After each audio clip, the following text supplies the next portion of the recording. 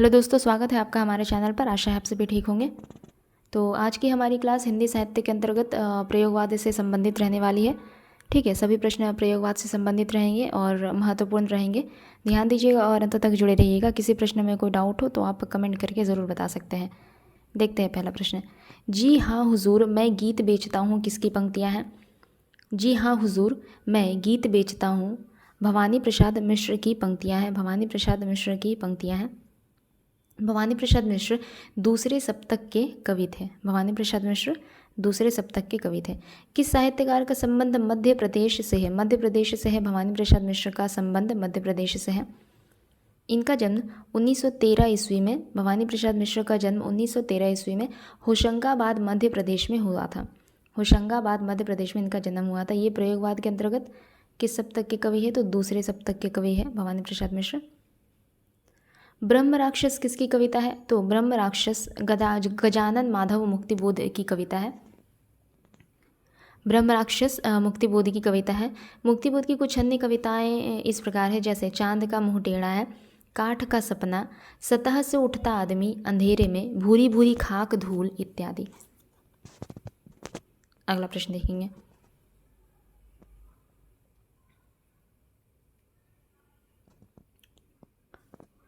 असाध्य वीणा किसकी रचना है? असाध्य वीणा अज्ञेय की रचना है। असाध्य वीणा अज्ञेय की एक लंबी कविता है, जिसके रचयिता कौन रहे?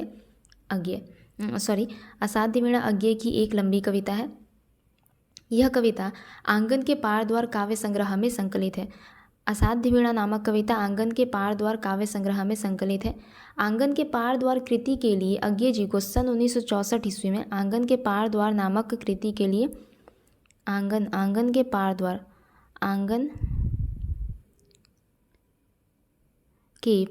नामक कृति के लिए अज्ञेय जी को सन 1964 ईस्वी में साहित्य अकादमी पुरस्कार से सम्मानित किया गया था।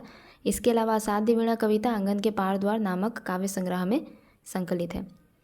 निम्न में से किसका संबंध अज्ञेय से है? तो आत्मचेतन, बावरा अहेरी, जापानी लोक कथा का रचनात्मक उपयोग, इन तीनों का संबंध अज्ञेय से है।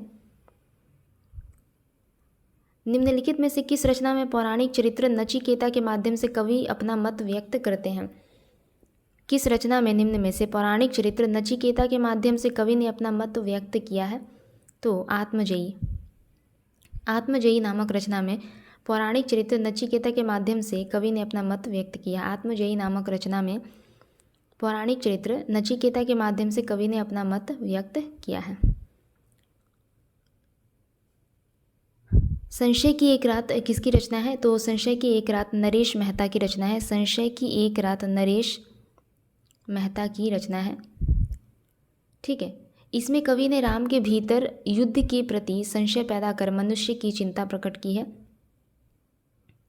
संशय की एक रात नामक कविता में कवि ने राम के भीतर युद्ध के प्रति संशय पैदा किया है और संशय पैदा कर मनुष्य के प्रति चिंता प्रकट की है। अंधा युग किसकी रचना है? धर्मवीर भारती की रचना है। इसमें धर्मवीर भारती जी ने महाभारत युद्ध के अंतिम दिन का चित्रण किया है। अंधा युग में महाभारत के अंतिम दिन का चित्रण किया गया है। महाभारत युद्ध के अंतिम दिन का चित्रण किसमें किया गया है? तो अंधा युग में। मुक्ति प्रसंग किनकी रचना है? तो राजकमल चौधरी की रचना है। मुक्ति प्रसंग राजकमल चौधरी जी की रचना है। मुक्ति प्रसंग राजकमल चौधरी जी की रचना है। ठीक है, अगला प्रश्न है, ये उपमान मैले हो गए हैं, देवता इन प्रतीकों के कर गए हैं कूच, कभी वापस अधिक घिसने से मुलम्मा छूट जाता है। उपयुक्त पंक्तियां निम्नलिखित में से किस कवि की है? ये उपमान मैले हो गए हैं, देवता इन प्रतीकों के कर गए हैं कूच, कभी वापस अधिक घिसने से मुलम्मा छूट जाता है। उपयुक्त पंक्तियां निम्न में से किस कवि की है? तो यह पंक्ति है अज्ञेय की। आगे देखेंगे। कुंवर नारायण किस सप्तक के कवि रहे? कुंवर नारायण तीसरा सप्तक के कवि रहे। तीसरा सप्तक का प्रकाशन 1959 ईस्वी में होता है। तीसरा सप्तक का प्रकाशन 1959 ईस्वी में हुआ। कुंवर नारायण की कुछ प्रमुख कृतियाँ हैं जैसे चक्रव्यूह, परिवेश हम तुम, इन दिनों, आत्मजयी इत्यादि। कुंवर नारायण की कुछ प्रसिद्ध कृतियाँ हैं जैसे चक्रव्यूह, परिवेश हम तुम, इन दिनों, आत्मजयी इत्यादि। आत्मजयी किनकी रचना है? तो आत्मजयी कुंवर नारायण की रचना है।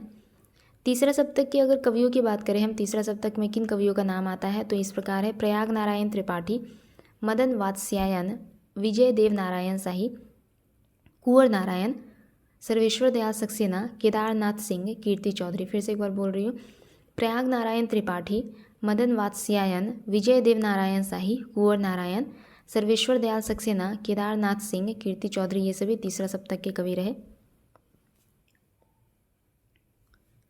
आंगन के पार द्वार के रचनाकार कौन रहे? आंगन के पार द्वार के रचयिता रहे, आंगन के पार द्वार के रचयिता रहे अज्ञ। आगे बढ़ेंगे। निम्न में से किस कवि का संबंध प्रयोगवाद से नहीं है?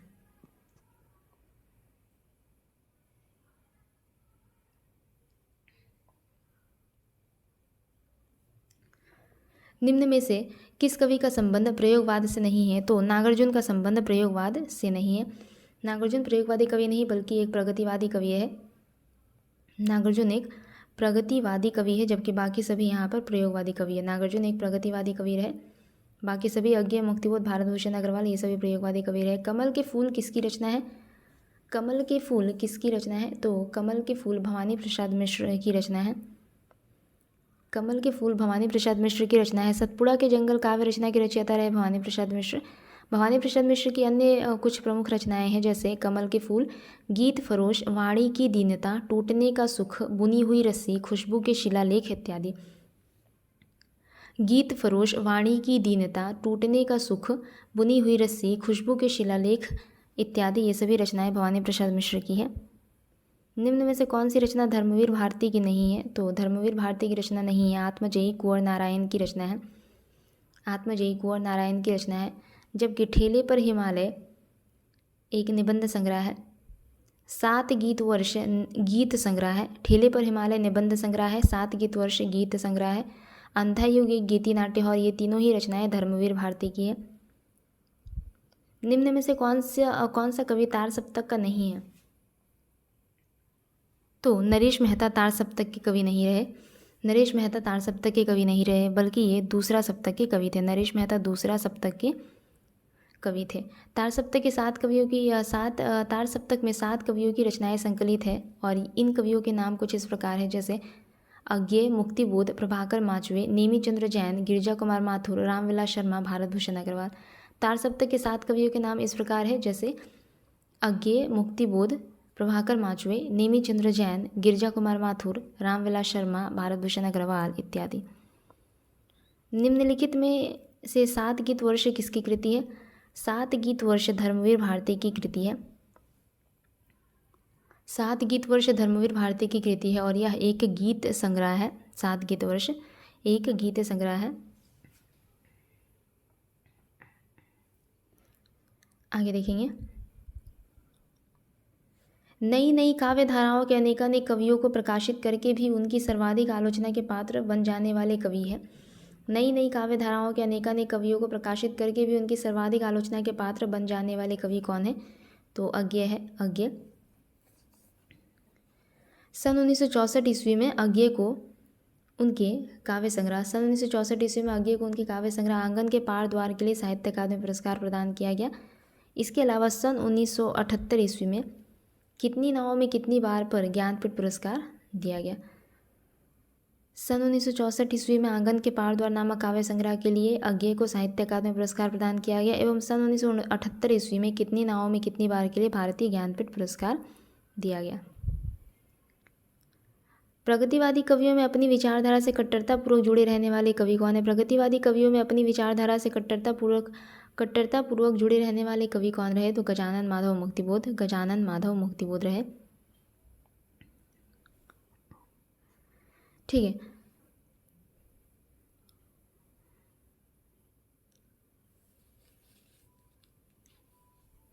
गजानन माधव मुक्तिबोध को प्रगतिशील कविता और नई कविता के बीच का सेतु माना जाता है।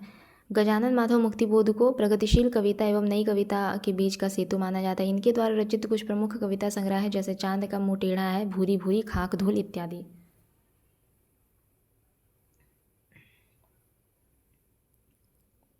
अगला प्रश्न है,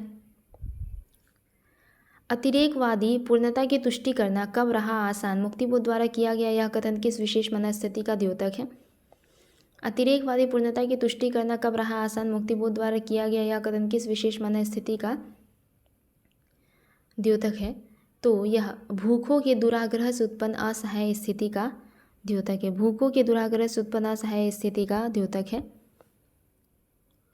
यह पंक्ति मुक्तिबोध की कविता ब्रह्म राक्षस से ली गई है। ठीक है, यह पंक्ति किस कविता से ली गई है, तो ब्रह्म राक्षस की है जो कि मुक्तिबोध द्वारा रचित है। अगला प्रश्न देखेंगे, अमन के राग के लेखक कौन रहे। अमन के राग के लेखक रहे शमशेर बहादुर सिंह। अमन के राग के लेखक रहे शमशेर बहादुर सिंह। अगला प्रश्न देखेंगे, पृथ्वी कल्प किसकी रचना है। पृथ्वी कल्प किसकी रचना है, तो पृथ्वी कल्प गिरजा कुमार माथुर की रचना है। पृथ्वी कल्प गिरजा कुमार माथुर की रचना है। गिरजा कुमार माथुर एक प्रयोगवादी कवि रहे। गिरजा कुमार माथुर एक प्रयोगवादी कवि रहे। इनकी कुछ प्रमुख काव्य कृतियाँ हैं जैसे पृथ्वी कल्प, कल्पांतर, छाया मत छूना मन, शिलापंख चमकीले, भीतरी नदी की यात्रा, साक्षी रहे वर्तमान, धूप के धान, नाश और निर्माण इत्यादि। कल्पांतर, शिलापंख चमकीले, भीतरी नदी की यात्रा, साक्षी रहे वर्तमान, धूप के धान, नाश और निर्माण तथा मंजरी, ये सभी रचनाएं गिरजा कुमार माथुर द्वारा रचित है।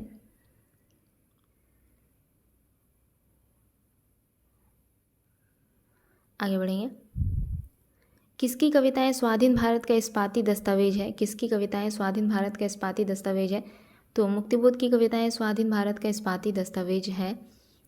मुक्तिबोध में फैंटेसी है, अर्थात एक जादुई कथा में आधुनिक जीवन के अनुभवों की अभिव्यक्ति है।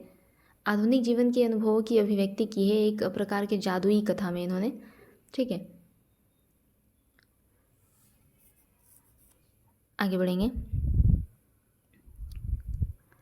कनुप्रिया के लेखक कौन है। कनुप्रिया के लेखक कौन है,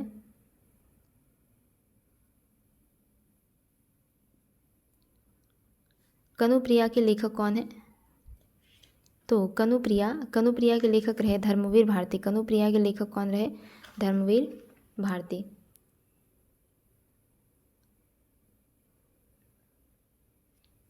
कनुप्रिया, अंधा युग, ठंडा लोहा, 7 गीत वर्ष आदि धर्मवीर भारती की काव्य कृतियाँ हैं। कनुप्रिया, अंधा युग, ठंडा लोहा, 7 गीत वर्ष धर्मवीर भारती की काव्य कृतियाँ हैं। जबकि गुनाहों की देवता तथा सूरज का 7वां घोड़ा ये धर्मवीर भारती के उपन्यास है। गुनाहों की देवता, सूरज का 7वां घोड़ा धर्मवीर भारती का उपन्यास है। अगला प्रश्न है, भूल गलती कविता के कवि कौन है। भूल गलती कविता के कवि कौन है, तो भूल गलती कविता के कवि रहे मुक्तिबोध। भूल गलती कविता के कवि रहे मुक्तिबोध। भूल गलती ब्रह्म राक्षस, चांद का मुंह टेढ़ा है, अंधेरे में, भूरी भूरी खाक धूल। गजानन माधव मुक्तिबोध की कुछ प्रमुख रचनाएं हैं। भूल गलती, ब्रह्म राक्षस, चांद का मुंह टेढ़ा है, अंधेरे में, भूरी भूरी खाक धूल गजानन माधव मुक्तिबोध की कुछ प्रमुख काव्य कृतियाँ हैं। आगे बढ़ेंगे, आत्महत्या के विरुद्ध कविता संकलन के कवि कौन है। आत्महत्या के विरुद्ध कविता संकलन के कवि रहे रघुवीर सहाय। आज्ञे के संपादन में 1951 ईस्वी में प्रकाशित दूसरे सप्तक के प्रमुख कवि रघुवीर सहाय की प्रतिनिधि रचनाएं हैं। रघुवीर सहाय दूसरे सप्तक के प्रमुख कवि रहे और दूसरा सप्तक का प्रकाशन कब हुआ, तो 1951 ईस्वी में।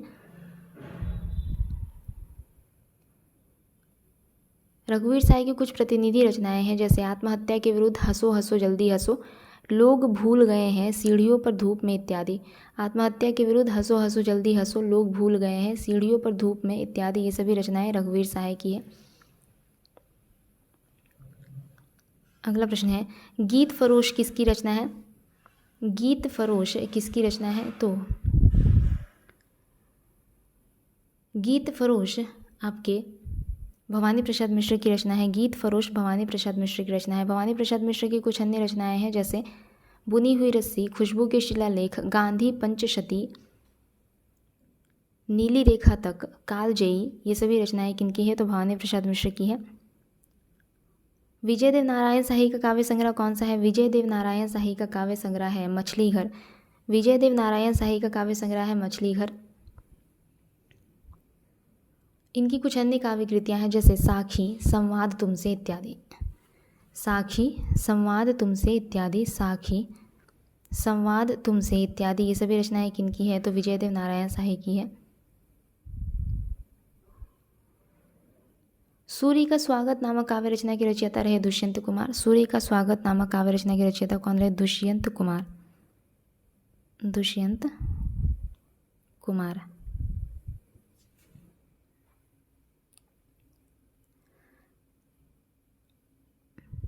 आगे बढ़ेंगे। अंतःकरण का आयतन किसकी कविता है? अंतःकरण का आयतन किसकी कविता है? तो अंतःकरण का आयतन गजानन माधव मुक्तिबोध की कविता है। अंतःकरण का आयतन गजानन माधव मुक्तिबोध की कविता है।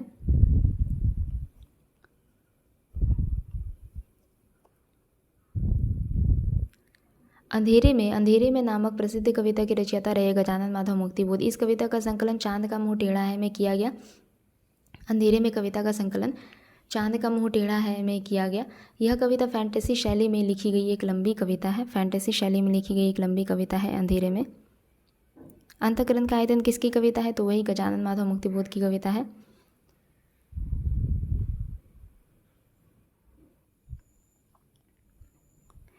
निम्न में से तार सप्तक में कौन से कवि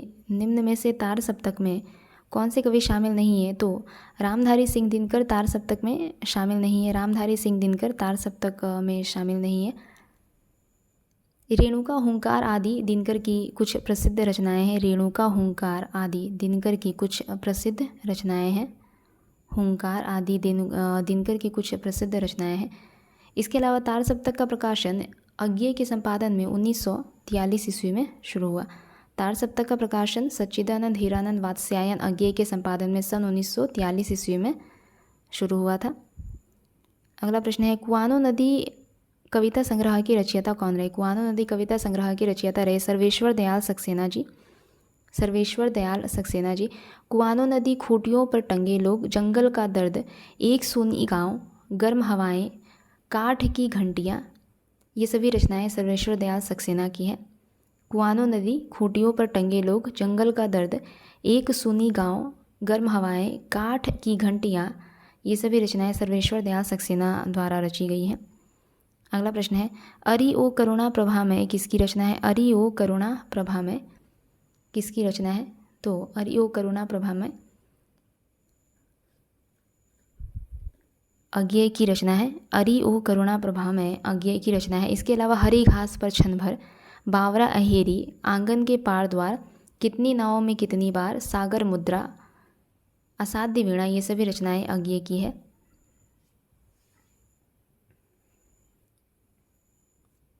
ठीक है, तो आज का हमारा अंतिम प्रश्न रहता है। अगली क्लास में जल्दी मिलेंगे। तब तक के लिए अगर आप लोगों को हमारी क्लास अच्छी लगे तो लाइक, शेयर और सब्सक्राइब ज़रूर कर सकते हैं। धन्यवाद।